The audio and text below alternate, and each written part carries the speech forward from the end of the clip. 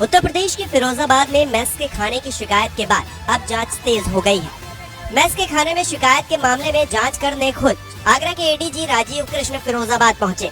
उन्होंने आदर्श भोजनालय का जायजा लिया, सिपाहियों के साथ बैठकर खाना खाया। मेस संचालक से खाने की क्वालिटी में किसी प्रकार का समझौता न करने का निर्देश भी दिया। पुलिस कर्मियों से उन्होंने बातचीत की। एडीजी ने कहा, अगर सिपाहियों को किसी प्रकार की दिक्कत है तो वो विभागीय तौर पर इसकी शिकायत कर सकते हैं। उन्होंने पुलिस कर्मियों से किसी भी स्थिति में अनुशासन से समझौता न करने की बात भी कही।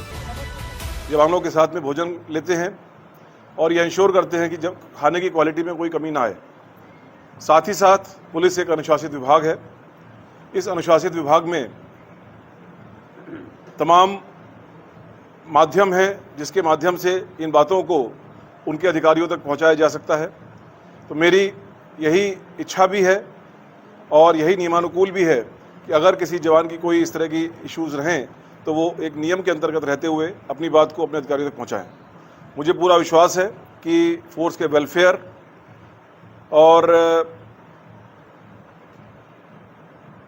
मेस की प्रतिदिन की व्यवस्था में किसी भी तरह का कोई कमी नहीं आने दी जाएगी, ना ही आने दी जा रही है और ना ही आने दी जाएगी।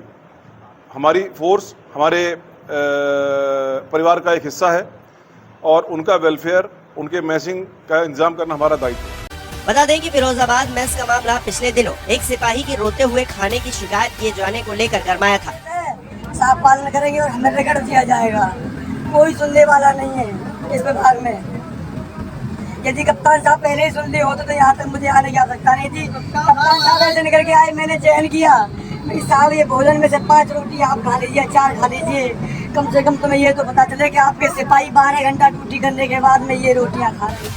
सिपाही मनोज कुमार ने फिरोजाबाद मेस के खाने की गुणवत्ता पर सवाल उठाए थे। उन्होंने कहा था कि इस प्रकार का खाना खाकर सिपाही बीमार पड़ सकते हैं। सिपाही ने रोते हुए वीडियो बनाया और उसे सोशल मीडिया पर शेयर कर दिया। इसके बाद मामला गरमाया तो उसने दावा किया कि उसे छुट्टी पर जाने को कहा गया है। इसके अलावा उसने एसपी और अन्य उच्च अधिकारियों के स्तर पर शिकायत किए जाने के बाद भी कार्रवाई न होने की बात कही।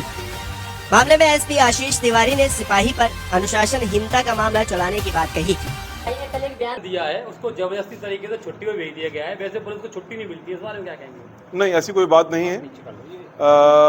उसने 7 दिन की छुट्टी मांगी थी। छुट्टी लेना या देना कोई भी किसी तरह का दंडात्मक अपराध नहीं है। कोई भी किसी को जबरदस्ती छुट्टी क्यों भेजेगा?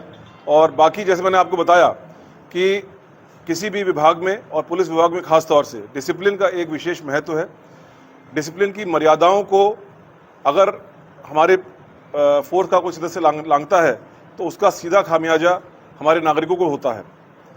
इस बात को, इस वृहद दृश्य को, इस वृहद पर्सपेक्टिव को ध्यान में रखते हुए मैं आपसे भी यही कहना चाहूँगा कि कोई इस तरह की बातों को प्रसारित ना किया जाए जो फोर्स की डेकोरम, फोर्स के डिसिप्लिन और फोर्स के